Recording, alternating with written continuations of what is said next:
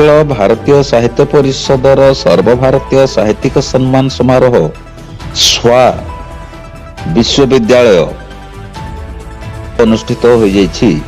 भुवनेश्वर अखिल भारतीय साहित्य परिषद द्वारा आयोजित त्रिदिवसीय कर्मकर्ता प्रबोधन कार्यशाला रे देशर विभिन्न प्रांतर 300 रु अधिक साहित्यिक माने भाग नेइछन्ति।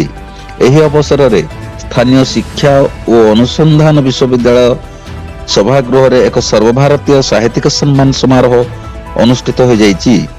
माननीय सरस संघ चालक डॉक्टर मोहन जी भागवत विभिन्न भाषार 17 जन साहित्यिक को सम्मानित करिसन्ति। अखिल भारतीय साहित्य परिषद राष्ट्रवादी चिंताधारा रखी भारतर सभ्यता संस्कृतिर संरक्षण करने सहित देशर एकता अखंडता गौरव निमंते कार्य करिथाए। देशर समस्त प्रदेश अखिल भारतीय साहित्य परिषदर शाखा मान रही। वर्तमान देश भितर पाखापाखि 250 शाखा कार्य करुछि।